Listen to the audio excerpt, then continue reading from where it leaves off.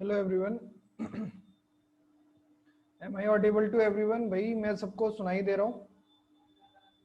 Good afternoon Aditi, Sanjana hello, Aditi hello, Satya क्या हाल है भाई सबके?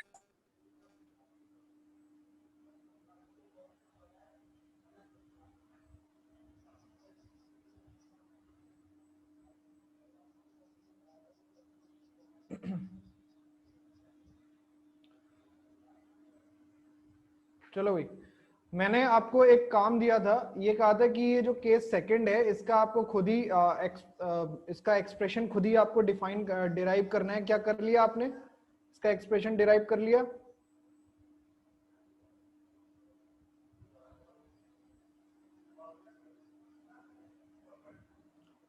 बताइए।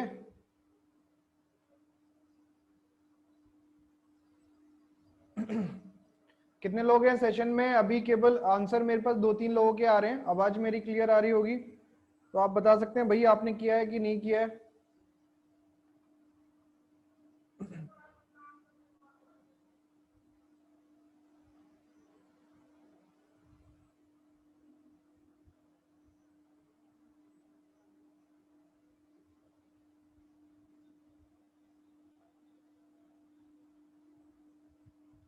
ओके, 2 लोगों ने करा है, बाकी लोगों ने अभी इसका काम नहीं किया। आप लोगों को होमवर्क देने का कोई फायदा नहीं है। अगर आप लोग मेहनत नहीं करेंगे तो इससे कोई भी फायदा होने वाला है नहीं। ठीक है, चलिए फिर भी आप लोगों को क्या ही फर्क पड़ता है। अपन तो तैयारी करने आए हैं और आप भी तैयारी करने आए हैं, नाम से तो तैयारी कर ही रहे हैं कम से कम। आइए, तो आज के लेक्चर में हम पढ़ेंगे भाई इसी के आगे का एक्सप्रेशन जो मैंने आपको करवाया था। क्या बनाया था? इसमें आपका क्या बनेगा ये देखते हैं।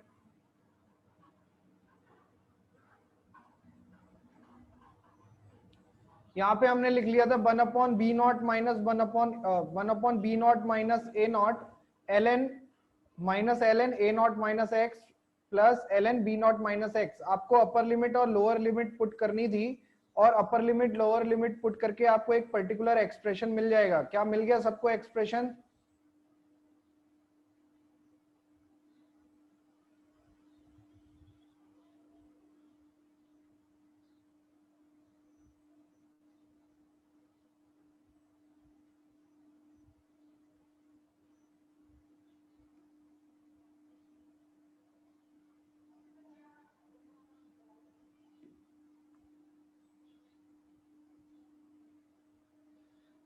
चलिए, जो एक्सप्रेशन आपका क्या बनेगा? एक्सप्रेशन आपका बनेगा k इज इक्वल टू, यहाँ पे लिख देते हैं फाइनल एक्सप्रेशन जो यहां से बन के आएगा वो आपका होगा k is equal to t, यहाँ पे डिवाइड में आ जाएगा तो ये हो जाएगा 1/t dot 1/a0 b0 minus a0, ये हो गया। और यहाँ पे आपका क्या हो जाएगा? ln a0 b0 minus x divided by क्या आ जाएगा? a0 minus x। ये आपका एक्सप्रेशन बनेगा। क्या आपका सबका यही एक्सप्रेशन आया है? सबका यही एक्सप्रेशन आया है?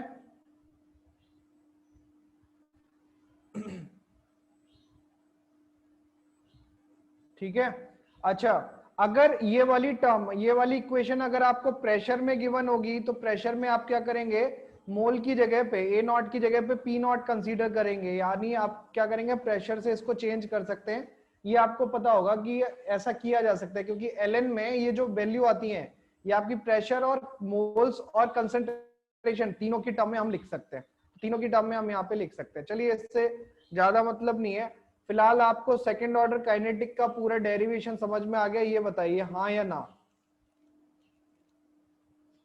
सेकंड ऑर्डर काइनेटिक का पूरा डेरिवेशन समझ में आ गया सबको कि कैसे किया था? सेकंड ऑर्डर काइनेटिक में टोटल केस कितने बन रहे थे हमारे? कोई बताएगा टोटल केस कितने थे सेकंड ऑर्डर काइनेटिक में?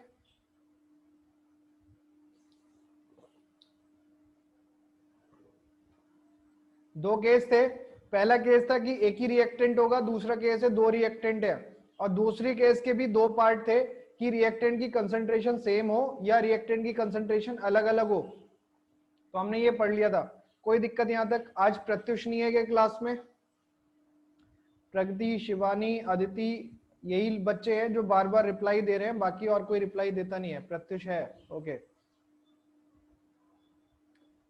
चलो आइए अब इसके अलावा कुछ नई चीजें हम यहाँ पे डिस्कस करते हैं। जैसे थर्ड ऑर्डर काइनेटिक का आपको एक्सप्रेशन निकालना है तो कैसे निकालेंगे, इसीलिए मैं आपको क्या करता हूँ, एग्जाम में क्या आता है ना कि nth ऑर्डर काइनेटिक का एक्सप्रेशन आ जाता है कि nth ऑर्डर काइनेटिक का एक्सप्रेशन आप बताइए क्या होगा। तो यहाँ पे अपनी कॉपी में हेडिंग डालिए nth order kinetic, nth order kinetic.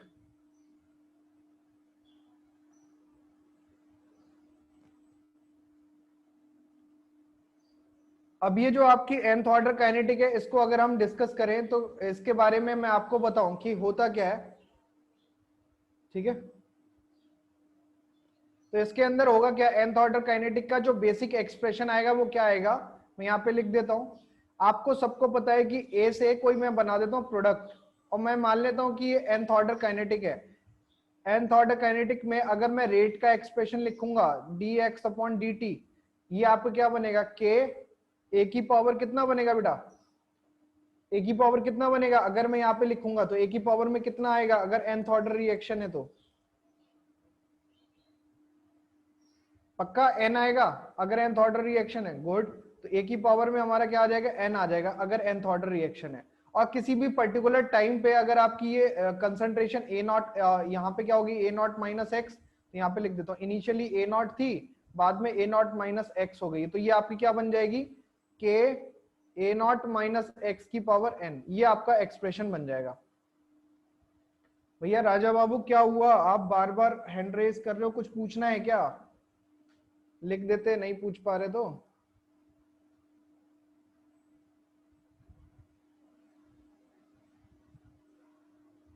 बोलिए, अब तो खुद को भी आप अनम्यूट नहीं होने दे रहे। चलो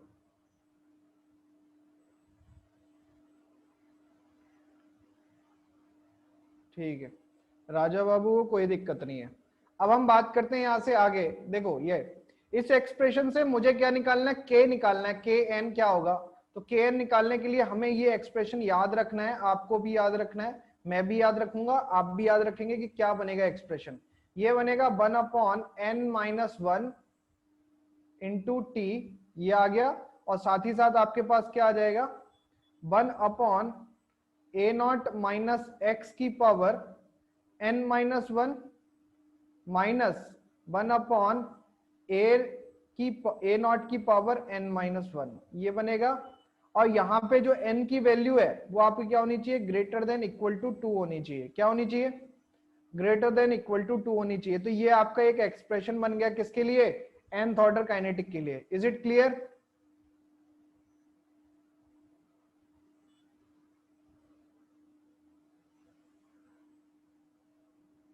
ठीक है। nth ऑर्डर काइनेटिक के लिए हमारा एक्सप्रेशन आ गया, के n is equal to n minus 1 into T 1 upon a naught minus x की power n minus 1 minus 1 upon a naught की पावर एन माइनस 1। और n की वैल्यू हमारी क्या होनी चाहिए, ग्रेटर देन इक्वल टू 2 होनी चाहिए। फर्स्ट ऑर्डर के लिए आपका वैलिड नहीं है, जीरो ऑर्डर के लिए ये वैलिड नहीं है, ठीक है।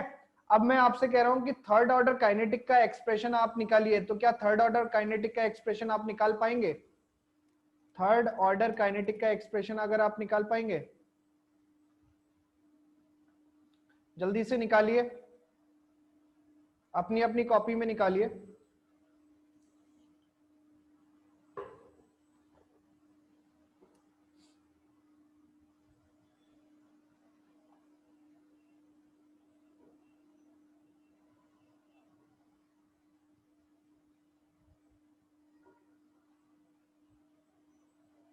ओके निकाल लिया होगा सबने थर्ड ऑर्डर काइनेटिक। यहाँ पे n की जगह पे क्या रखना है, 3 रखना है, और n की जगह पे 3 रखोगे तो सारा कुछ आपका सॉल्व हो जाएगा। तो यहाँ पे मैं बता देता हूँ, फॉर एग्जाम्पल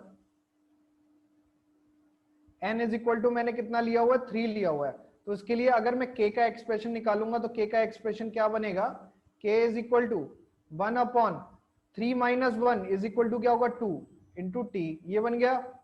यहाँ पे आपको क्या बन जाएगा, 1 upon a naught minus x की पावर कितना आएगा, 3 minus 1 that is equal to 2 minus 1 upon a naught की पावर कितना आ जाएगा, 2 आ जाएगा। ये आपका क्या बन गया, एक्सप्रेशन बन गया। किस ऑर्डर के लिए, कौन से ऑर्डर के लिए बना ये एक्सप्रेशन,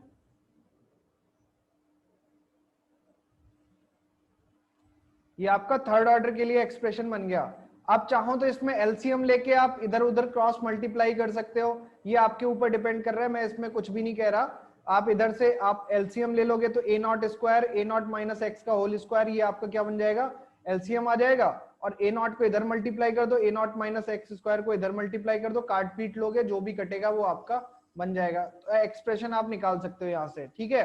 फिलहाल तो आपका थर्ड ऑर्डर काइनेटिक के लिए आपका एक्सप्रेशन आ जाएगा के का।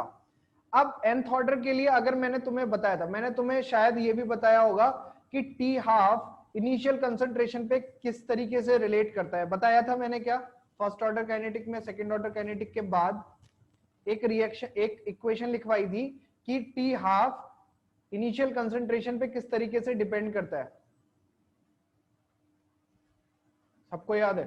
चलो अब यहाँ पे हम एक डायरेक्ट रिलेशन लिख लेते हैं जो एग्जाम में पूछा गया हुआ है, T half for nth order reaction. आपसे कह रहा है कि टी हाफ की वैल्यू nth ऑर्डर रिएक्शन के लिए क्या होगी, बस आप मुझे ये बता दीजिए।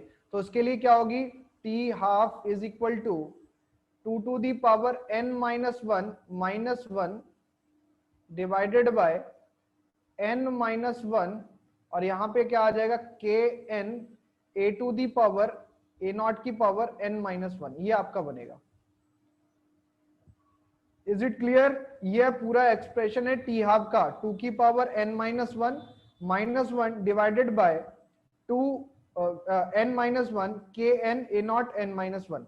अब इसमें अगर मैं कहूं कि थर्ड ऑर्डर काइनेटिक के लिए टी हाफ बताइए, तो थर्ड ऑर्डर काइनेटिक के लिए टी हाफ क्या होगा,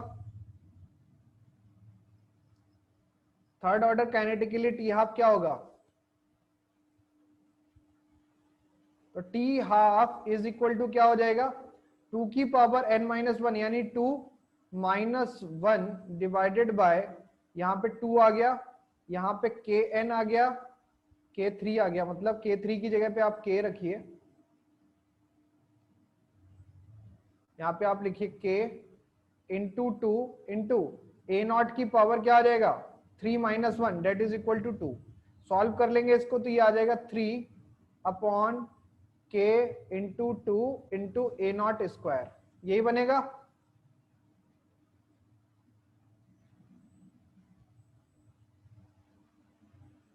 ठीक है, तो ये भी आप एक्सप्रेशन अपनी कॉपी में लिख लीजिएगा।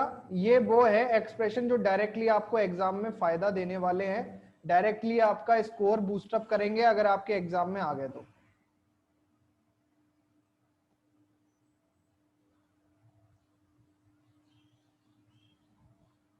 ओके, चलिए, यहां तक कोई दिक्कत किसी को, कोई भी परेशानी nth ऑर्डर रिएक्शन तक?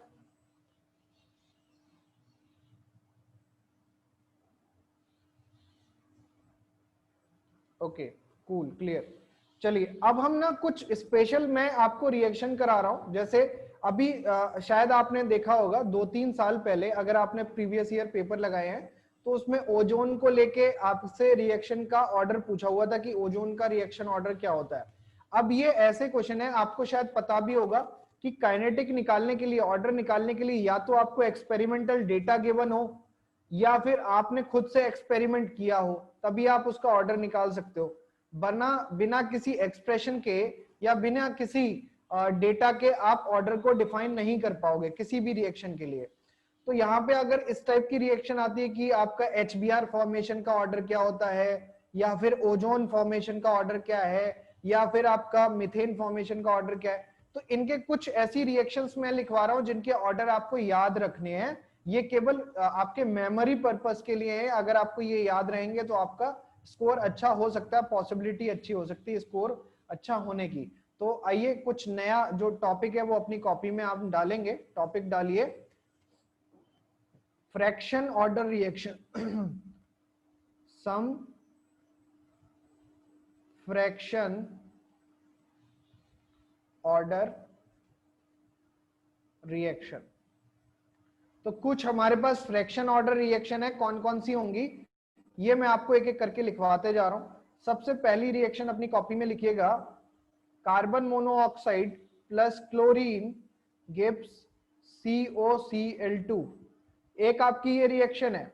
इसके लिए आपका अगर रेट का ऑर्डर लिखें तो रेट का ऑर्डर आता है K CO की पावर 2 और Cl2 की पावर हाफ।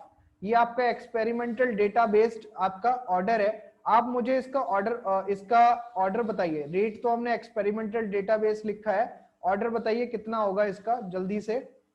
इस रिएक्शन का ऑर्डर क्या होगा?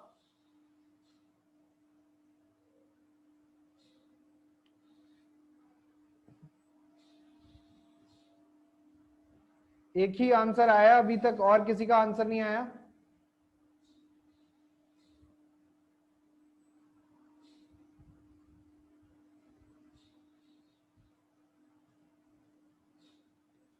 इसका ऑर्डर बताइए कितना होगा। तो यहाँ पे अगर आप ऑर्डर निकालेंगे तो ऑर्डर के लिए क्या करते हैं, कंसंट्रेशन का जो पावर है उसको हम क्या कर देते हैं, ऐड कर देते हैं। तो ये आपका क्या बन जाएगा, 2 + ½ दैट इज इक्वल टू 5/2 या 2.5। तो ये आपको क्या हो जाएगा, 5/2 ऑर्डर हो गया। ठीक है, इसमें आप अगर ऑर्डर निकालेंगे तो इसका ऑर्डर कितना आएगा, 3/2 ऑर्डर आ जाएगा। तो आप देखिएगा कि ये रिएक्शन जब फॉरवर्ड डायरेक्शन में जा रही है तो आपका ऑर्डर कितना जा रहा है, 5/2। जब ये बैकवर्ड डायरेक्शन में जा रही है तो ऑर्डर कितना मिल रहा है, 3/2 मिल रहा है। ठीक है, तो ये जरूरी नहीं है कि बैकवर्ड और फॉरवर्ड डायरेक्शन का ऑर्डर क्या हो, सेम हो। ये बैकवर्ड फॉरवर्ड डायरेक्शन का ऑर्डर सेम होना जरूरी नहीं है। Is it clear?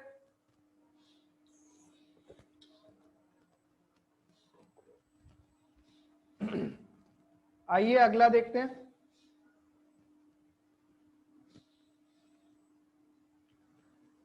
थर्ड है, सी के अंदर है आपका। इस कंपाउंड का नाम बताइए जरा आप। CH3CHO, इसका नाम बताओ जरा।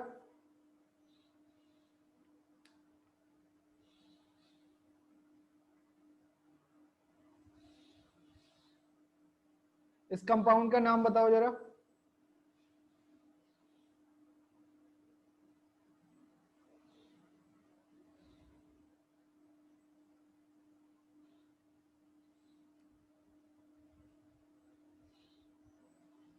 और CH3CHO को हीट करा आपने तो हमको क्या मिलेगा यहाँ पे, एक तो मिलेगा CH4 मीथेन और आपको मिलेगी कार्बन मोनोऑक्साइड। तो ये आपको एक रिएक्शन दे रखी है। इस रिएक्शन के लिए रेट अगर आप निकालोगे तो रेट का जो ऑर्डर होगा वो होगा आपका CH3CHO, इसकी पावर आएगी 3/2, यानी ऑर्डर इसका क्या हो जाएगा, रिएक्शन का 3/2 ऑर्डर हो जाएगा। Is it clear? अब जो मैं लिखवा रहा हूं फोर्थ रिएक्शन, ये इंपॉर्टेंट है, इसको लिख लेना, ये आपकी 2-3 बार एग्जाम में आ चुकी है।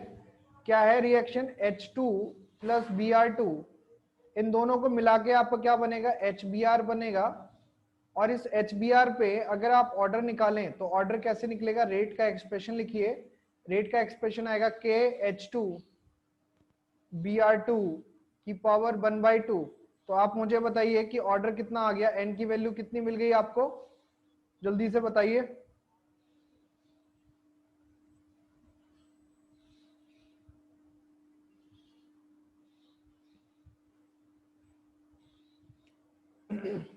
तो इसका ऑर्डर आपको क्या हो जाएगा, 3/2 ऑर्डर हो जाएगा। Is it clear? कोई दिक्कत? आज जो बच्चे हैं क्लास में, आज काफी बच्चे हैं, इन सारे बच्चों में से किसी को भी इस काइनेटिक में जो मैंने आपके ऑर्डर लिखवाए हैं इसमें किसी को कोई दिक्कत हो तो बता दे। अच्छा, आपने ऑर्गेनिक पढ़ा होगा तो उस ऑर्गेनिक में आपने एक चीज पढ़ी होगी, रेट डिटरमाइनिंग स्टेप। पढ़े हैं क्या? ऑर्डर अगर आपने पढ़े होंगे, ऑर्गेनिक पढ़ी होगी तो ऑर्गेनिक में आपने एक इक्वेशन पढ़ी होंगी या एक टाइप पढ़ा होगा जिसको हम बोलते हैं RDS स्टेप या रेट डिटरमाइनिंग स्टेप। पढ़ा है?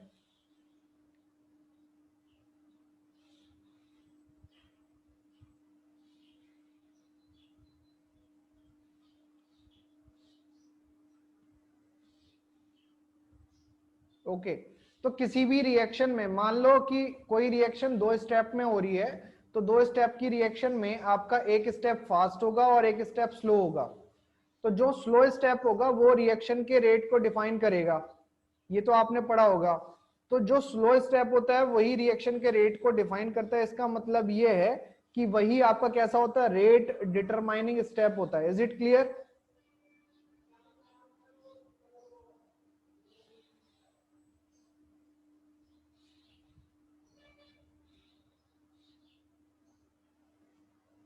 ओके चलो, अब एक स्पेशल रिएक्शन है, जैसे मैं आपको ये करा रहा हूं, ये आप अपनी कॉपी में स्टार मार्क लगा के लिख सकते हैं। ये बहुत ही इंपॉर्टेंट रिएक्शन है, ठीक। आपका ओजोन कन्वर्जन रिएक्शन है। आप सब जानते हैं कि ओजोन अनस्टेबल है, कंटिन्यूअसली डिसोशिएट होता रहता है आपका ऑक्सीजन में, और आपका नेसेंट ऑक्सीजन में कन्वर्ट होके कंटिन्यूअसली चेंज होती रहती है साइकिल। तो यहाँ पे आपका क्या हो जाएगा, मैंने मान लिया कि भाई रिएक्शन जो हो रही है आपकी, अरे यार 3 कहां से लिख दिया, जो रिएक्शन आपकी हो रही है वो है आपकी 2O3 यानी ओजोन है, और ये आपका कन्वर्ट हो रहा है 3O2 के अंदर। ये आपको एक रिएक्शन दे रखी है। अब वो कह रहा है कि इस रिएक्शन के लिए रेट का ऑर्डर बताइए या रेट का एक्सप्रेशन बताइए क्या होगा। तो इसके लिए रेट का एक्सप्रेशन याद ही रखना है आपको के, और इसमें रिएक्टेंट और प्रोडक्ट दोनों कंसीडर होते हैं। तो यहाँ पे ये याद रखना कि O3 के रेस्पेक्ट में, ओजोन के रेस्पेक्ट में ये रिएक्शन होती है सेकेंड ऑर्डर की, और ऑक्सीजन के रेस्पेक्ट में ये रिएक्शन होती है आपकी -1 ऑर्डर की। कितने ऑर्डर की? -1 ऑर्डर की। तो अगर मैं ओवरऑल ऑर्डर पूछूं तो कितना आएगा इसका रिएक्शन का?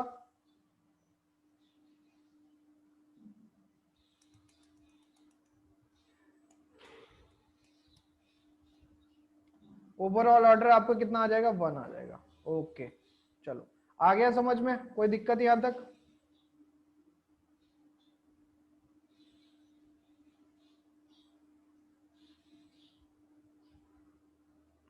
कोई भी परेशानी इसमें कि भाई ये आपका ऑर्डर 1 कैसे आया? भाई 2 है एक का ऑर्डर, एक का ऑर्डर -1 है, तो हम दोनों को ऐड करेंगे।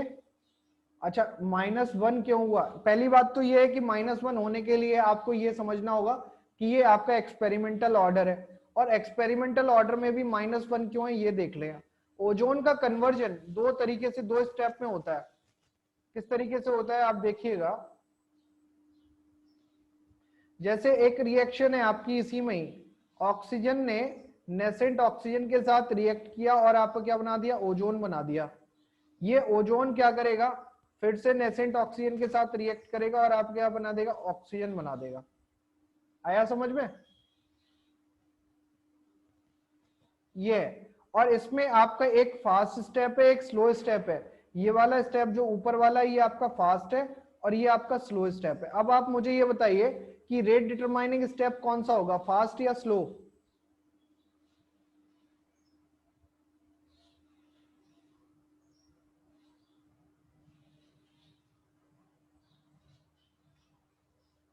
रेट डिटरमाइनिंग स्टेप क्या होगा? स्लो स्टेप होगा। तो ये आपका रेट डिटरमाइनिंग स्टेप है। तो इसके लिए अगर मैं रेट लिखूंगा तो ये आएगा आपका KO3 और ऑक्सीजन, ये आपका बन जाएगा। अब आप कहोगे सर ये तो मैच ही नहीं कर रहा ऊपर वाले से, ऊपर तो आपका O2 की पावर -1 आ रहा है।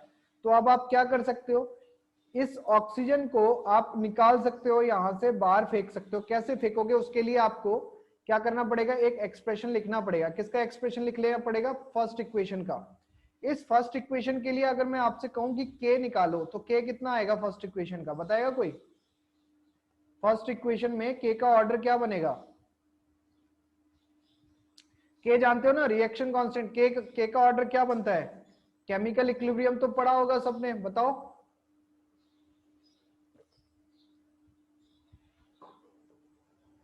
केमिकल इक्विलिब्रियम क्या कहता है? K का ऑर्डर कैसे बनाओगे?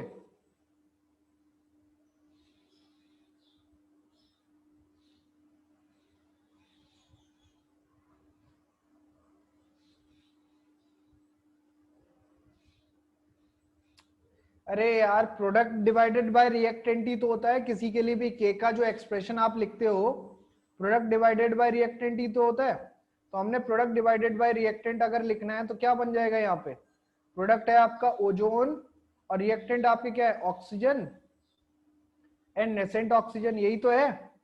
तो यहां से अगर मैं नेसेंट ऑक्सीजन का एक्सप्रेशन निकालूं तो क्या निकाल सकता हूं? बताइए। यहां से नेसेंट ऑक्सीजन का अगर मेरे को एक्सप्रेशन चाहिए तो क्या निकाला जा सकता है?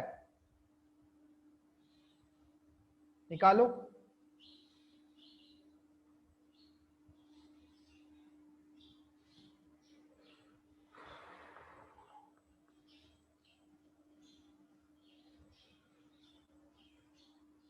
तो यहाँ पे क्या आ जाएगा? नेसेंट ऑक्सीजन का एक्सप्रेशन आ जाएगा के डैश, सॉरी,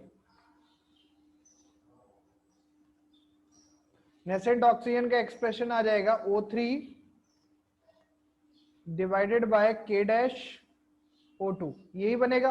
अब इसको उठा के आप यहां पे पुट कर दो, तो यहां पे आप पुट करोगे तो R का जो एक्सप्रेशन बनेगा वो क्या बनेगा, के O3 into O3 divided by के डैश O2, यही बनेगा।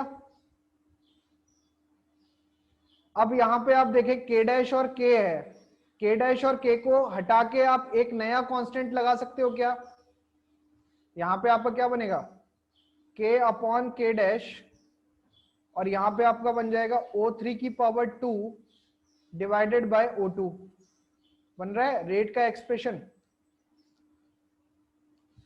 ऐसा रेट का एक्सप्रेशन आपको कहीं देखने को मिला, आपने मेहनत करी इतनी तो आपको रेट का एक्सप्रेशन देखने को मिला है ऐसा क्या?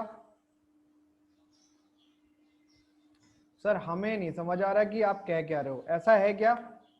आपको ये समझ में आया ये स्टेप कैसे कर रहे हैं हम? पहला एक स्टेप लिखा, फिर दूसरा लिखा, फर्स्ट स्टेप फास्ट है, दूसरा स्लो है, स्लो से रेट का एक्सप्रेशन लिख लिया, और पहले वाले से हमने के का एक्सप्रेशन लिख लिया, क्योंकि के का एक्सप्रेशन किसी के लिए भी लिखा जा सकता है, स्लो रिएक्शन फास्ट रिएक्शन किसी के लिए भी लिख सकते हैं। तो के का एक्सप्रेशन लिखा तो हमारे पास क्या आ जाएगा, ऑक्सीजन आ जाएगा,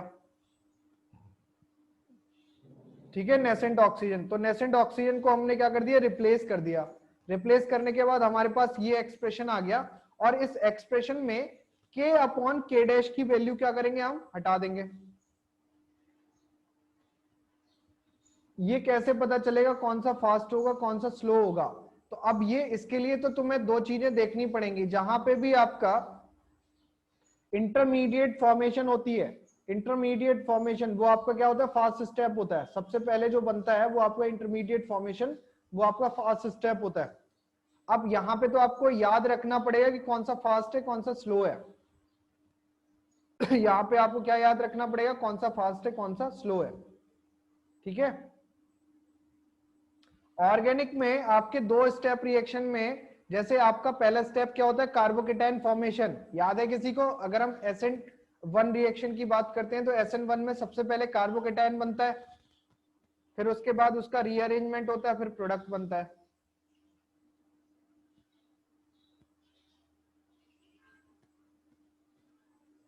याद है ना सबको? तो उसको SN1 रिएक्शन इसीलिए कहते हैं क्योंकि उसमें आपका क्या होता है, उसमें आपका केवल और केवल रिएक्टेंट ही पार्टिसिपेट कर रहा होता है, रिएजेंट पार्टिसिपेट नहीं कर रहा होता, क्योंकि पहले स्टेप में केवल और केवल क्या क्या काम कर रहा है, कार्बोकेटाइन बन रहा है, और वही आपका स्लो स्टेप होता है, बाकी तो प्रोडक्ट बनना फास्ट स्टेप हो जाता है। और SN2 रिएक्शन में क्या होता है कि इंटरमीडिएट नहीं बनता, वहां पे क्या बनता है, ट्रांजिशन स्टेट बनती है। तो यहाँ पे रिएक्टेंट और रिएजेंट दोनों आपकी कंसंट्रेशन वहां पे लेनी होती है रेट के एक्सप्रेशन में, इसलिए वो सेकेंड ऑर्डर रिएक्शन हो जाती है। तो हम यहाँ पे बात कर रहे थे के अपॉन के डैश, इसकी जगह पे एक नया आप क्या लगा दीजिए, कांस्टेंट लगा दीजिए, ये मैंने लगा दिया K1, और यहाँ पे आपका एक्सप्रेशन बन जाएगा ओजोन की पावर 2 और ऑक्सीजन की पावर -1। तो ये आपका क्या हो जाएगा, रेट ऑर्डर आ जाएगा, रेट एक्सप्रेशन आ जाएगा हमारे पास। कोई दिक्कत?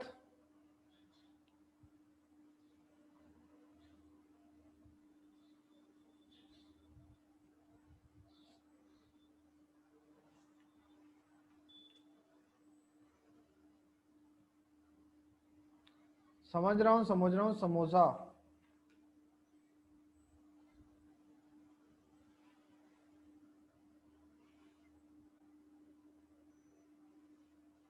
चलो अब यहां से थोड़ा सा आगे बढ़ते हैं, यहाँ पे एक चीज मैं आपको और बता दूं, एक स्पेशल टाइप ऑफ रिएक्शन बचती है ऑर्डर में जिसको हम बोलते हैं स्यूडो फर्स्ट ऑर्डर रिएक्शन, वो मैं आपको करा देता हूं।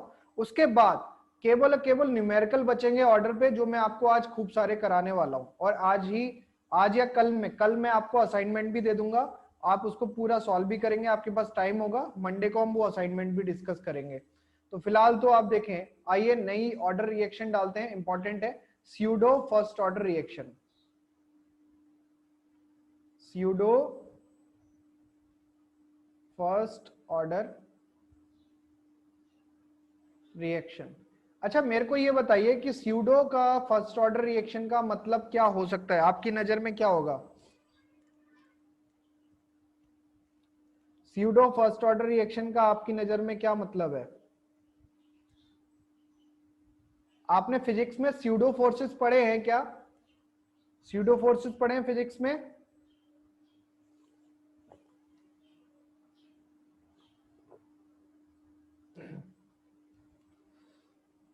क्या होते हैं स्यूडो फोर्सेस, कोई बताएगा?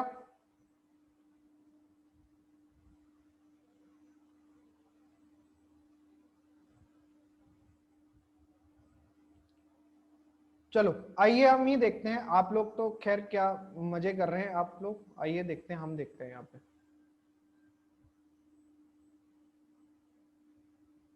Imaginary forces.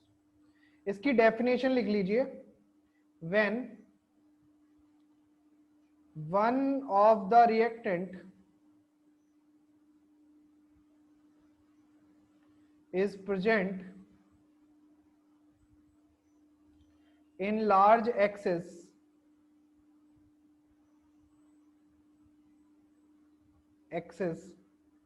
the second order reaction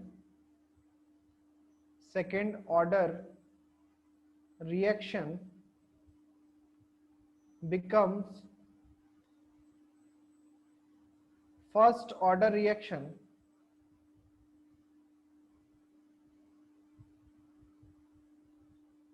and is known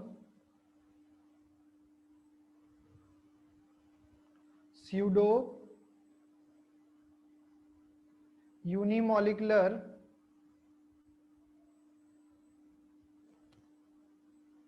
reaction.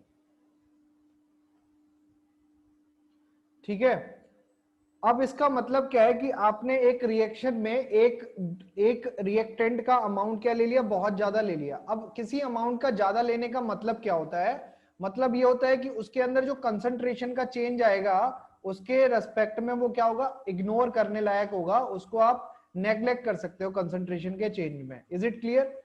मान लीजिए एक आपने लिया है छोटा सा, मतलब थोड़ा सा सॉल्ट, और दूसरा आपने लिया है बहुत लार्ज अमाउंट में वाटर, तो वाटर के कंसंट्रेशन में जो चेंज आएगा वो आपका क्या होगा, नेग्लेजिबल होगा अदर अदर के कंसंट्रेशन के चेंज के रिस्पेक्ट में। Is it clear? तो जब भी ऐसा होगा कि जहां पे एक लार्ज अमाउंट में या एक्सेस में आपको कोई रिएजेंट दिया हुआ है, तो आप समझ लीजिएगा कि वहां पे आपका देखने में सेकेंड ऑर्डर रिएक्शन लग सकती है, बट आपको क्या होगी, वहां पे फर्स्ट ऑर्डर रिएक्शन ही फॉलो होगी। जैसे एग्जांपल आप देखें, एग्जाम्पल पे जैसे अगर हमने क्या किया कि इन्वर्जन ऑफ केन शुगर होता है, केन शुगर का फॉर्मूला बताना जरा, केन शुगर का फॉर्मूला बताओ जल्दी से।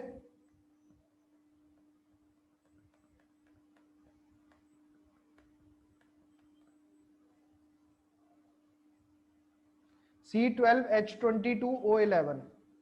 तो C12H22O11 को मैंने एक्सेस ऑफ वाटर में मिक्स किया, ये आपका एक्सेस है। आपका प्रोडक्ट क्या बनेगा बताइए?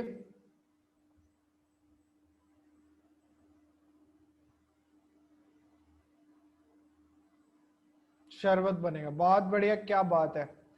अब ये शरबत हम अपने जेई और नीट एग्जाम में पिएंगे और हमको शक्ति मिलेगी, सही बात। अगर सुक्रोज को अगर हम वाटर में रखेंगे तो वाटर में डालने के बाद वो आपका दो पार्ट में टूट जाता है। आपको पता होगा ये डाइसैकेराइड्स है, और डाइसैकेराइड ब्रेकअप करके आपके क्या बनाएंगे, मोनोसैकेराइड्स बनाएंगे। तो ये आपका मोनोसैकेराइड क्या बनाएगा, आपका एक बनाएगा ग्लूकोज C6H12O6, और दूसरा आपका बनाएगा फ्रक्टोज C6H12O6। तो ये आपके दो आपके क्या बन जाएंगे बेटा, दो आपके मोनोसैकेराइड्स बन जाएंगे, एक ग्लूकोज होगा एक फ्रक्टोज होगा। अब इसके अंदर अगर मैं इसका रेट एक्सप्रेशन लिखने की कोशिश करूंगा, तो इस रेट एक्सप्रेशन में केवल और केवल जो कंसंट्रेशन चेंज हो रहा है वो किसका होगा, ग्लूकोज का होगा। वाटर क्योंकि एक्सिस में है, इसका कंसंट्रेशन चेंज हम नहीं लेंगे। तो लिखने पे तो हमारा ये आएगा K C12H22O11 और यहाँ पे H2O। लेकिन ये जो H2O है ये आपका एक्सेस अमाउंट में है, तो इसमें टाइम के साथ कंसंट्रेशन चेंज क्या होगा, नेग्लिजिबल होगा। और यहाँ पे आपका जो एक्सप्रेशन बनेगा वो केवल क्या बनेगा, C12H22O11। इन सबकी पावर 1 1 है, तो यहाँ पे ऑर्डर आपको देखने में लगना चाहिए था 2, बट एक्चुअल ऑर्डर आपको कौन सा फॉलो करेगा, फर्स्ट ऑर्डर आपका फॉलो करेगा। तो इसीलिए ऐसी रिएक्शन को हम क्या बोलते हैं, स्यूडो फर्स्ट ऑर्डर रिएक्शन, जो देखने में तो सेकेंड ऑर्डर की लगती हैं, बट उसमें एक रिएक्टेंट का अमाउंट क्या होता है, बहुत ज्यादा होता है, जिसकी वजह से वो आपकी कहां पे कन्वर्ट हो जाती है, फर्स्ट ऑर्डर में कन्वर्ट हो जाती हैं। और इसीलिए इनको हम क्या बोलते हैं, स्यूडो फर्स्ट ऑर्डर रिएक्शन या pseudo unimolecular reaction. Is it clear? Pseudo first order reaction या स्यूडो यूनिमोलिकुलर रिएक्शन। अब इसके अलावा इसका एक और एग्जांपल आप देखें, आपने एस्टर सुना है, एस्टर?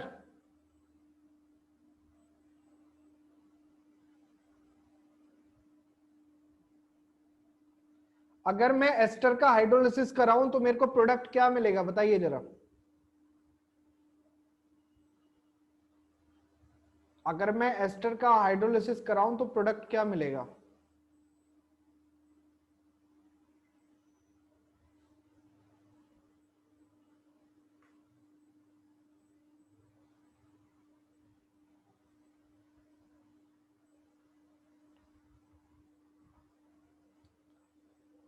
एस्टर का हाइड्रोलिसिस कराने पे आपको दो प्रोडक्ट मिलते हैं, एक तो आपका अल्कोहल मिलता है और एक आपका कार्बोक्सिलिक एसिड मिलता है।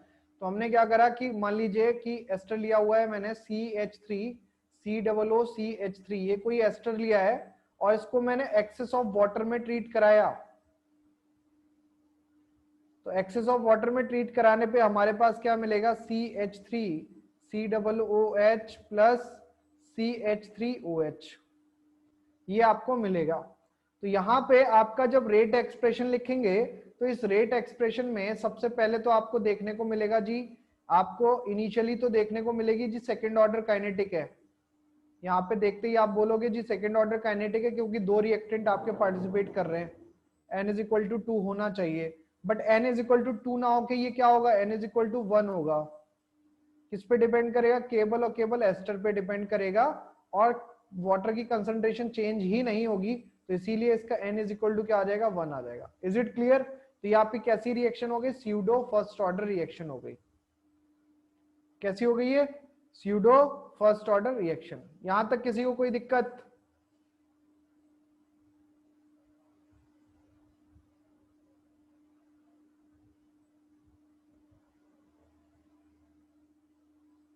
चलिए अब हम आते हैं वापस अपने काम पे, जिसका नाम है न्यूमेरिकल्स। आ जाओ जल्दी जल्दी से, न्यूमेरिकल्स हम स्टार्ट करते हैं। बहुत हमने इतना सारा पढ़ लिया, इतना सारा पढ़ने के बाद जरूरी है कि न्यूमेरिकल लगा लिए जाए, अन्यथा आप लोग सब भूल जाएंगे।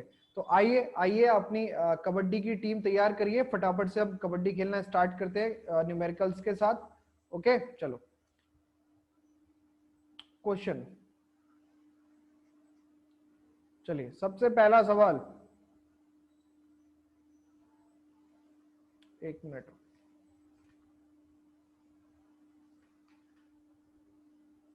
हाँ लिखो।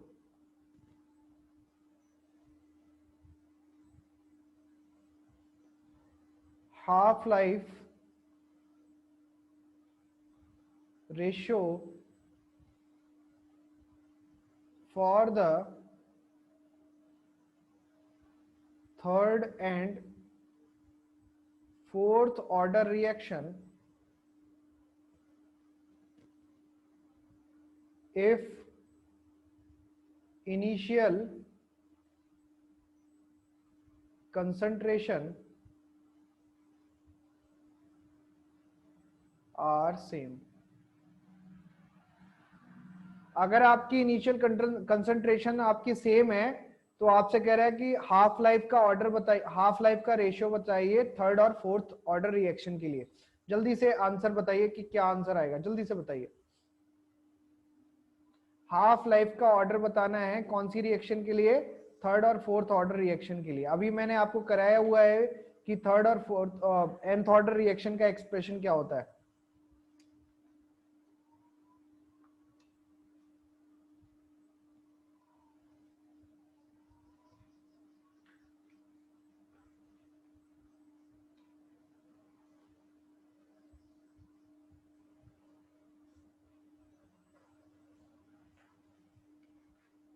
जल्दी से बताइए आंसर।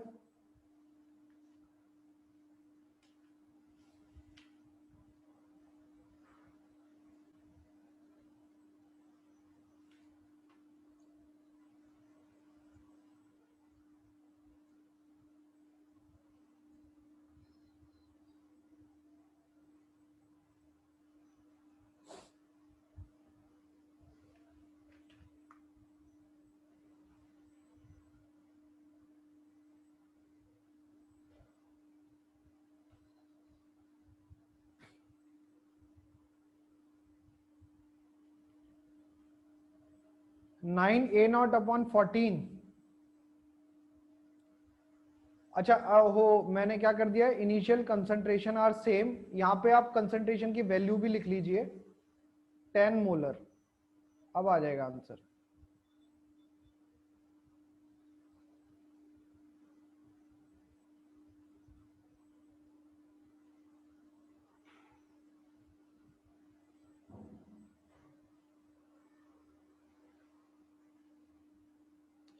देखिएगा फॉर्मूला क्या लगाएंगे इसमें। फॉर्मूला आप सबको पता होगा कि टी हाफ का फॉर्मूला क्या होता है, पता है? अभी हमने सबने ऊपर लिखा ही था टी हाफ का formula. T half for nth order reaction, ये क्या होता है, 2 to the power n minus one divided by k n minus one a naught n minus one. इस क्वेश्चन में आपको एक चीज और ऐड करनी पड़ेगी, initial concentration and K are same. ठीक है, दो चीजें हमें ऐड करनी पड़ेंगी, initial concentration and K are same. चलो अब यहाँ पे इस क्वेश्चन में ये सारी चीजें हमको दे दी। अब आप निकालिए थर्ड ऑर्डर काइनेटिक। तो थर्ड के लिए आपका क्या बन जाएगा, T half is equal to हो जाएगा 2 to the power 2 minus one divided by K 2, और ये आपका क्या हो जाएगा 10 टू दी पावर 2, ये बन जाएगा। इसको सॉल्व कर लेंगे तो ये आपके पास आ जाएगा 3/2 इंटू 1 के, और ये आपका क्या हो जाएगा 10 की पावर 2। एक इक्वेशन ये बन गई। दूसरी इक्वेशन बनाइए फोर्थ ऑर्डर के लिए, तो ये आपका आ जाएगा टी हाफ, और ये आपका आ जाएगा 2 to the power 3 minus one divided by K 3, और ये आपका आ जाएगा 10 टू दी पावर 3। और इसको सॉल्व करेंगे तो कितना आएगा, 8 में से 1 गया तो 7, बचा 3, आपका के सेम है, और 10 टू दी पावर 3 आ गया। अब इन दोनों को क्या कर दीजिए, आप डिवाइड कर दीजिए। डिवाइड करेंगे तो हमारे पास कितना आएगा, देखें हमारे पास डिवाइड करके कितना आएगा, 3 upon 2k 10 to the power 2, और यहां पे क्या आ जाएगा 3k 10 to the power 3 divided by 7। तो k और k कैंसिल आउट हो गया, और 10 टू दी पावर 2 से पावर कट गई हमारी, हमारे पास बचेगा कितना, 3 3 9 90, और यहाँ पे क्या बन जाएगा 14। तो 19/4 हमारा आंसर आ जाएगा। ठीक है, और जिसको अगर हम और इजी और नीचे अगर सॉल्व करेंगे तो ये आ जाएगा 45/7। Is it clear? तो ये हमारा क्या आंसर आ जाएगा 45/7। कोई डाउट यहां तक? किसी को लगा कि भाई ये कैसे हो गया, किसी को दिक्कत तो नहीं हुई इसमें? आइए एक और सवाल करते हैं।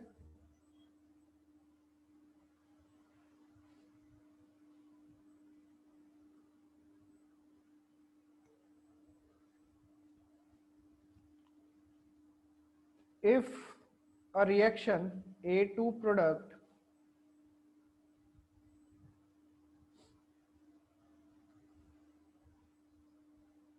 has initial concentration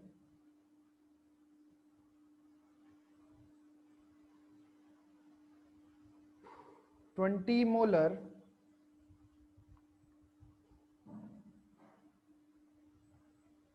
which reduce to its 1/4 in time t, calculate ratio of time t if reaction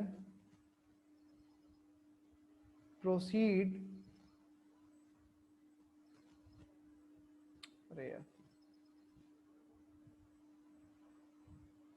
in zero order kinetic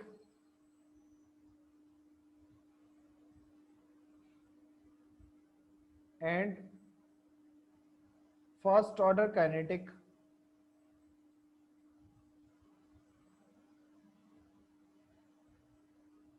if and value of k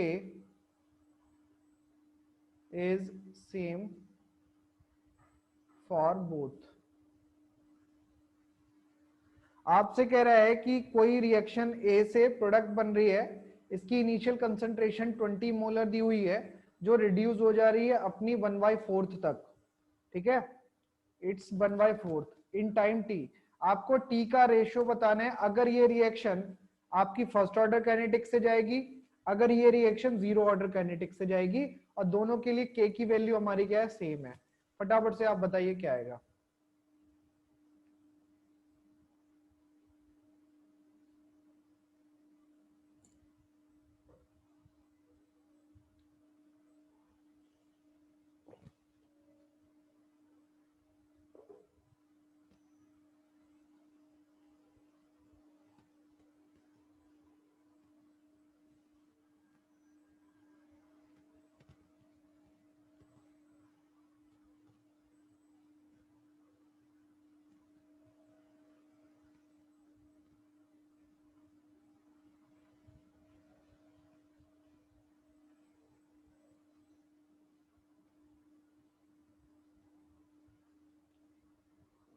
हो गया?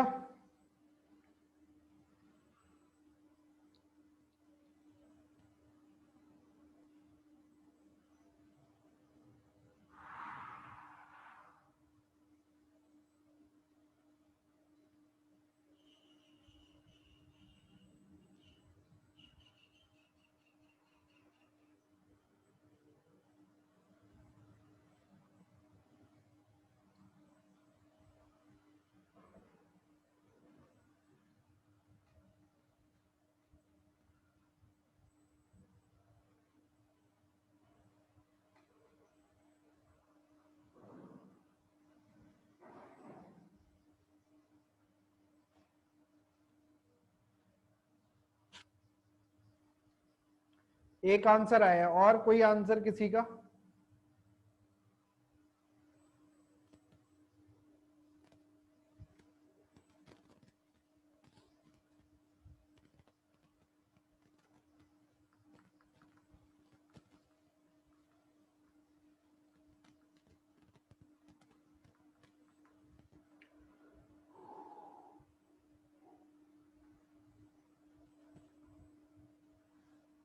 एक ही आंसर आया, अभी तक किसी और का आंसर नहीं आया। जल्दी से बताइए क्या होगा, इतना टफ तो क्वेश्चन नहीं है।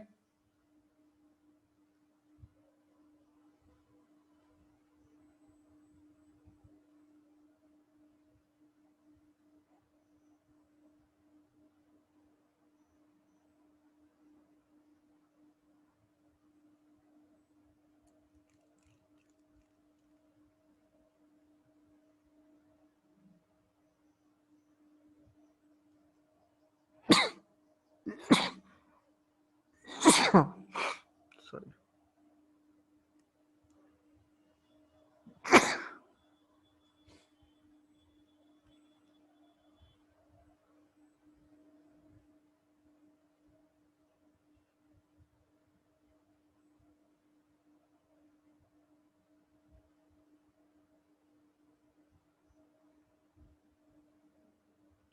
टेन 10.8 आ रहा है, ओके। और किसी का कोई आंसर?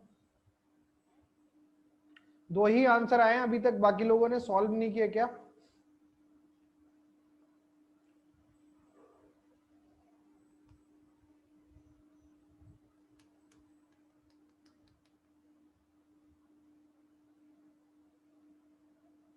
एक और डिफरेंट आंसर 75/69।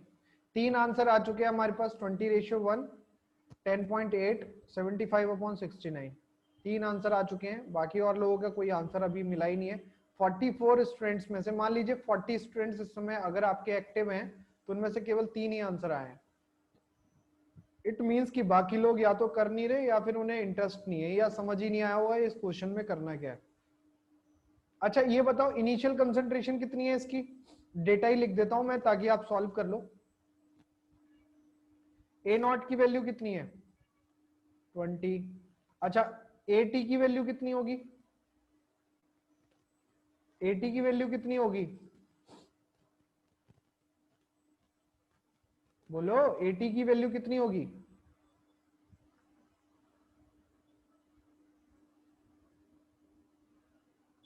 15, 5 होगी या 15 होगी बताओ। एक्स की वैल्यू कितनी है, 80 मतलब होता है फाइनल कंसंट्रेशन या 80 मतलब होता है ए नॉट माइनस एक्स। 80 का मतलब होता है, देखो ध्यान से, 80 का मतलब होता है ए नॉट माइनस एक्स, ये होता है। अब इस क्वेश्चन की लाइन को ध्यान से पढ़ो, विच रिड्यूस टू इट्स 1/4। आपका कितना रिड्यूस हो रहा है, 1/4 रिड्यूस हो रहा है, यानी कितना x की वैल्यू कितनी कम हो रही है 1/4, 1/4 कम हो रही है, x की वैल्यू 1/4 कम हो रही है। ध्यान समझ रहे हो, यहां पे कह रहा है कि विच रिड्यूस टू इट्स 1/4, 1/4 आपका क्या हो रहा है कम हो जा रहा है। तो 1/4 अगर आपका कम हो जा रहा है, 1/4 आपका कम हो जा रहा है, तो वो कम क्या होगा, 80 कम होगा या x कम होगा।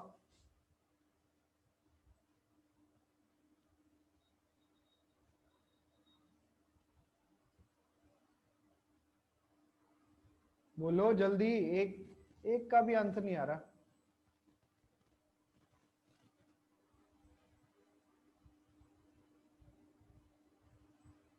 भाई किसी को समझ में आया ये क्या हो गया, किस तरीके से हो गया।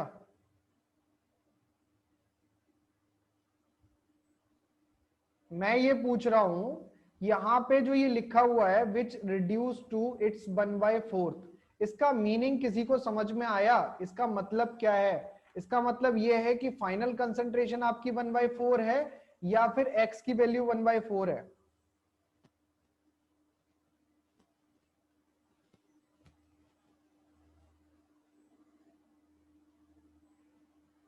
कोई रिप्लाई तो दो।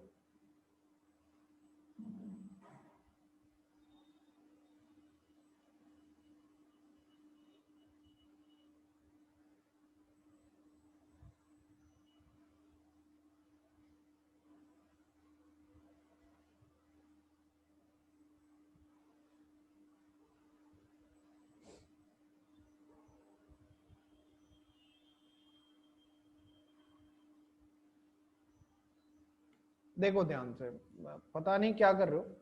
जब आपसे यहां से कह रहा है कि अब मैं इसको हिंदी में ट्रांसलेट करता हूं, सुनो तब शायद आपको समझ में आ जाए। इनिशियल कंसेंट्रेशन आपकी 20 मोलर दी हुई है, आपसे कह रहा है कि इसमें से इसका 1/4 भाग कम कर दीजिए, रिड्यूस टू इट्स 1/4, 1/4 भाग कम कर दीजिए, 20 का 1/4 यानी 1/4 आप कम कर दीजिए। तो 20 का 1/4 अगर हम कम करेंगे तो कितना बचेगा हमारे पास,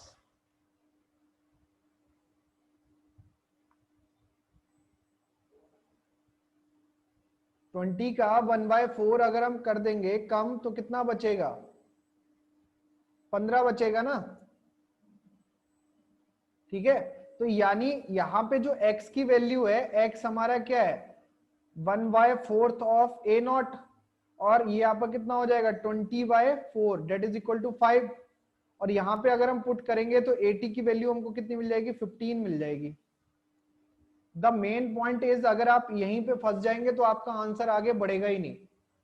रिड्यूस टू इट्स 1/4 का मतलब है इसके 1/4 पार्ट को क्या कर दीजिए, कम कर दीजिए। ठीक है,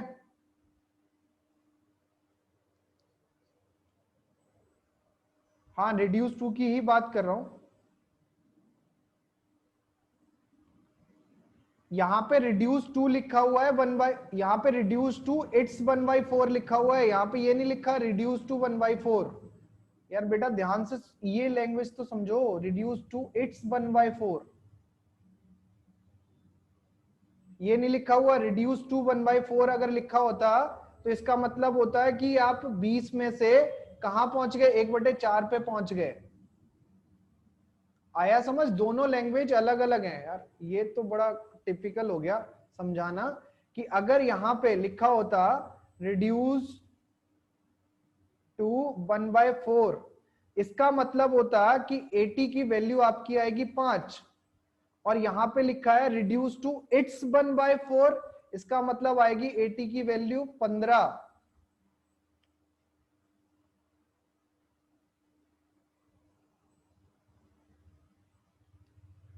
अब किसी को कोई डाउट है? आदित्य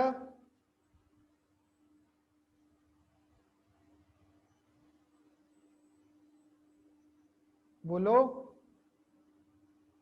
क्लियर है?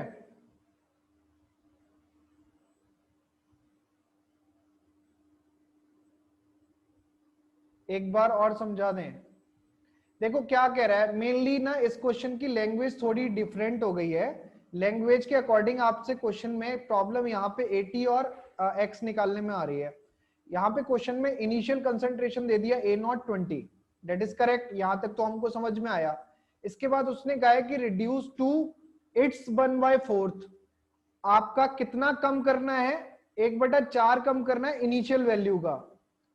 अगर इसकी जगह पे वो लिख देता रिड्यूस टू 1/4, तो इसका मतलब ये है खुद 1/4 पे पहुंच जाओ, खुद 1/4 पे पहुंच जाओ। और अगर वो कह रहे हैं रिड्यूस टू इट्स 1/4, यानी उसमें से 1/4 आप क्या कर दो, कम कर दो।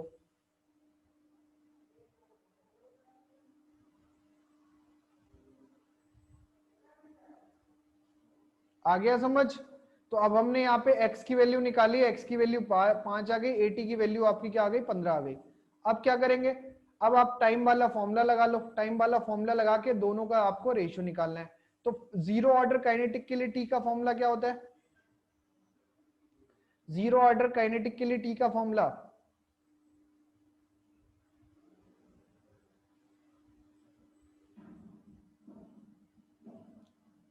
टी इज इक्वल टू क्या होता है, x upon K. X upon K, और x कितना है 5, और k कितना है आपका, k है। इक्वेशन फर्स्ट बना लो, ये आपका जीरो ऑर्डर के लिए। और अगर आप फर्स्ट ऑर्डर के लिए निकालोगे तो फर्स्ट ऑर्डर के लिए k की वैल्यू क्या है और t की वैल्यू क्या आएगी? फॉर्मूला क्या होगा फर्स्ट ऑर्डर काइनेटिक के लिए t का? 2.303 upon k log a0 upon 80। तो a0 कितना है आपका 20, और 80 कितना है 15। ठीक है, सॉल्व करना है इसको, तो इसको सॉल्व करोगे तो हमें यहाँ पे क्या मिल जाएगा, 2.303 अपॉन के लॉग, इसको अगर आप कट करोगे तो कितना मिलेगा आपको, 4/3। तो log 4 माइनस log 3 मिल गया। अब आप मेरे को ये बताइए log 4 की वैल्यू कितनी बताई थी मैंने आपको,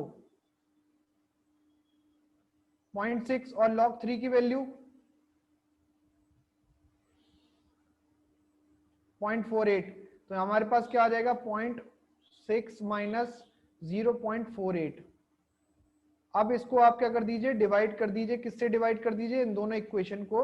तो हमें क्या मिल जाएगा यहाँ पे, T0 upon T1 is equal to क्या आ जाएगा, 5 अपॉन k, और k तो कैंसिल आउट हो गए, नीचे आपको क्या बचेगा 2.303, और इसको आप माइनस करेंगे तो कितना मिलेगा आपको 0.12, ये आएगा। अब इसको आपको और सॉल्व करना होगा, अगर आप और सॉल्व करना चाहते हैं कर दीजिए, अकॉर्डिंग टू द ऑप्शन आप इसमें से आंसर लगा सकते हैं।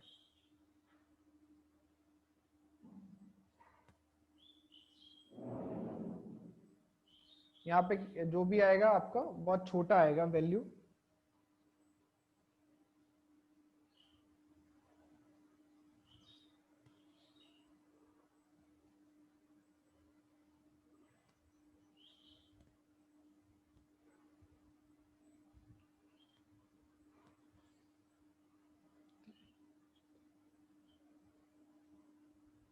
तो आपकी क्या आ जाएगी, 0.2 आ गया ये।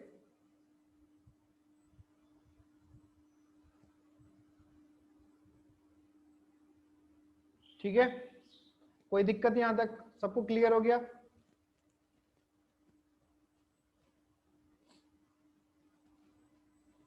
चलो और करते हैं क्वेश्चन।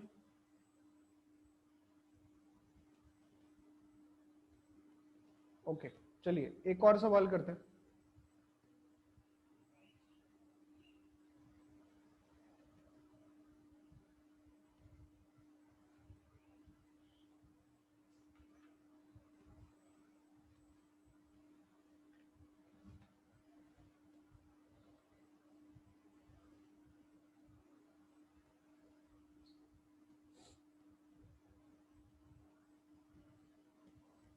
देखो कहाँ गया ये कर्सर, ये अच्छा लिख, half life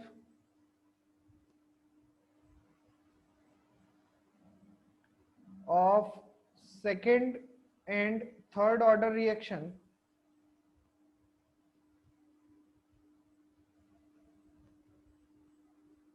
are equal. Ratio of rates of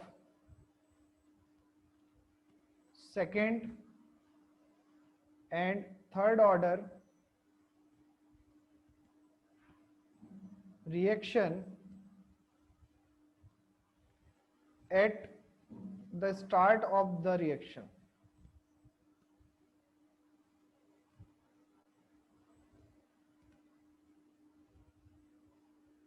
ठीक है, और आपको चार ऑप्शन गिवन है। ए ऑप्शन है आपके पास 2/3, बी ऑप्शन है आपके पास 3/2, सी ऑप्शन है आपके पास 0.693 और डी ऑप्शन है आपके पास 3। तो इन चार ऑप्शन में से करेक्ट ऑप्शन आपको चूज करना है, करिए।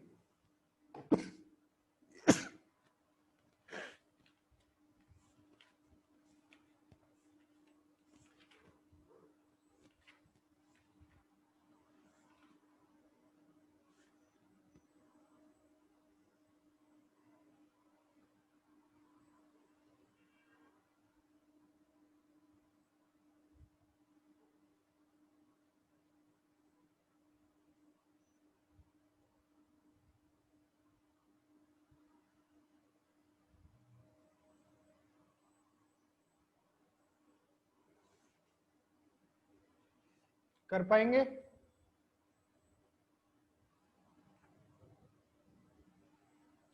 चार ऑप्शन भी आपको गिवन है, बहुत ही आसान सवाल है, करके देखिए।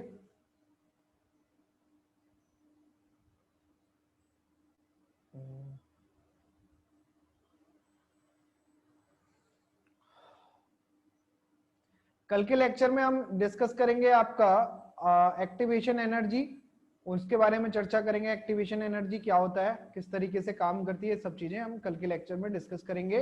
और कल ही मैं फाइनल आपको असाइनमेंट दे दूंगा, उस असाइनमेंट को आपको सॉल्व करना होगा प्रॉपरली। उसमें करीब ऐसे होंगे 50-60 क्वेश्चंस और हम उसको डिस्कस करेंगे, ठीक है। और चैप्टर हमारा क्या हो जाएगा, फिनिश हो जाएगा। आप लोगों को मेरा पढ़ाया हुआ अगर समझ में आ रहा है तो बताइएगा, नहीं समझ में आ रहा है तो सौरभ सर या आशीष को बता सकते हैं, आशीष सर को आप बता सकते हैं, ठीक है। वैसे मेरे को भी बता सकते हैं डायरेक्टली अगर आपको समझ नहीं आ रहा तो।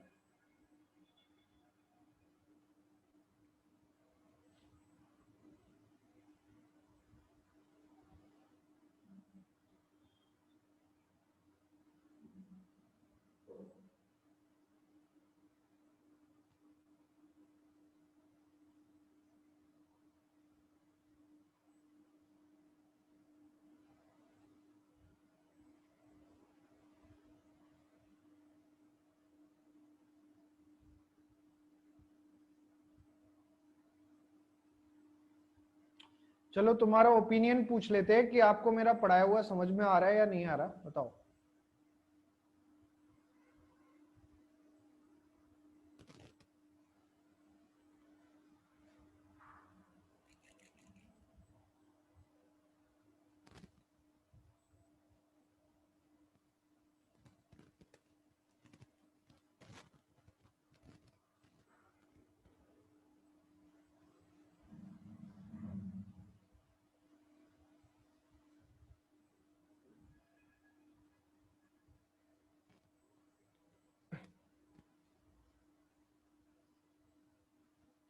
अब देखो ध्यान से कि इस क्वेश्चन में आपसे क्या कह रहा है, इसका क्वेश्चन का आंसर क्या होगा, किसका आया है, कोई आंसर आया?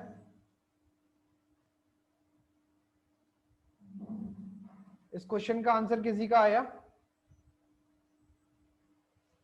उसका आंसर आएगा ऑप्शन ए। अब कैसे करना है इस क्वेश्चन को, आपने सबने किया होगा, बहुत अच्छे से इसको ट्राई किया होगा। आपको ये दे रखा है कि हाफ लाइफ दोनों के लिए बराबर है, आपका सेकंड ऑर्डर और थर्ड ऑर्डर के लिए हाफ लाइफ क्या है, बराबर है। तो सेकंड ऑर्डर की जो हाफ लाइफ का फॉर्मूला होता है वो आपको क्या होता है, 1/2 k2 a हो गया, ये a नॉट मान लो चाहे a मान लो, जैसा आपका मन करे। और इसका सेकंड ऑर्डर का और थर्ड ऑर्डर का क्या हो जाएगा, 3/2 k3 a नॉट स्क्वायर, और ये a नॉट, ये हो गया। अब अगर क्या मैं आपसे कह सकता हूं कि k2/k3 की वैल्यू आप निकालो, तो k2/k3 की वैल्यू निकाल सकते हो।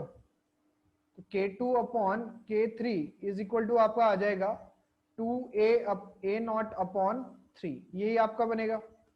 a नॉट कैंसिल हो जाएगा और आपको क्या आ जाएगा, 2a0/3, ये आपका ही आ जाएगा।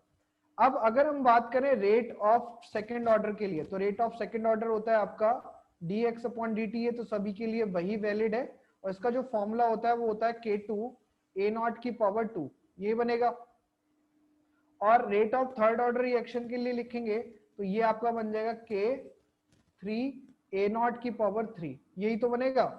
अब आप क्या करिए, यहाँ पे आप रेशियो निकालिए R2/R3, तो ये आपको क्या बनेगा, R2/R3 इज इक्वल टू बन जाएगा k2/k3 इंटू क्या आएगा यहाँ पे 1/a0, ये बनेगा।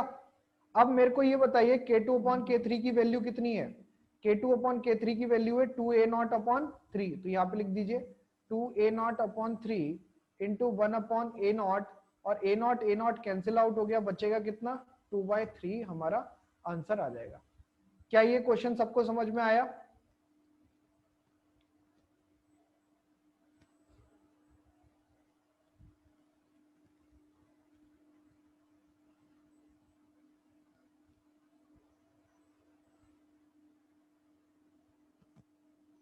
ओके, तो आज के लेक्चर में हम इतना ही करेंगे। आप लोग एक बार, अच्छा ये इसकी पीडीएफ किस किस को चाहिए, क्योंकि second order nth order kinetic खत्म हो गई है, इसके ऊपर केवल न्यूमेरिकल बचे हुए हैं, और वो हम अगले कल के लेक्चर में हम डिस्कस कर लेंगे। तो जिस जिसको पीडीएफ चाहिए वो सबको मिल जाएगी। आज मैं सौरभ सर को भेज दूंगा या आशीष सर को भेज दूंगा, वो आपको भेज देंगे, ठीक है? ओके, बट ये पीडीएफ लेने के बाद ऐसा मत करिएगा कि आप अपने नोट्स ना बनाएं, आप अपने प्रॉपर नोट्स बनाएं, वो ज्यादा इंपॉर्टेंट है। ओके, चलिए मिलते हैं अगले लेक्चर में, यानी कल के लेक्चर में, जहां पे हम डिस्कस करेंगे टेम्परेचर का क्या इफेक्ट होता है। अभी बचा हुआ है टेम्परेचर, कल के लेक्चर में हम डिस्कस करेंगे टेम्परेचर का क्या इफेक्ट होता है, एक्टिवेशन एनर्जी क्या होती है, और कैटलिस्ट लगाने से एक्टिवेशन एनर्जी पे क्या फर्क पड़ेगा। इन सब की चर्चा हम करेंगे कल के लेक्चर में। तब तक आप अपना ध्यान रखें, हंसते रहे, मुस्कुराते रहे, पढ़ाई करते रहे, ठीक है?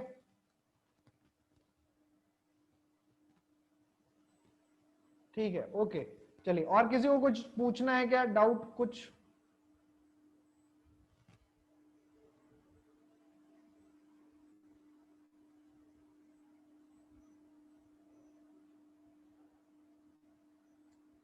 सो all the very best, bye bye, tata, take care.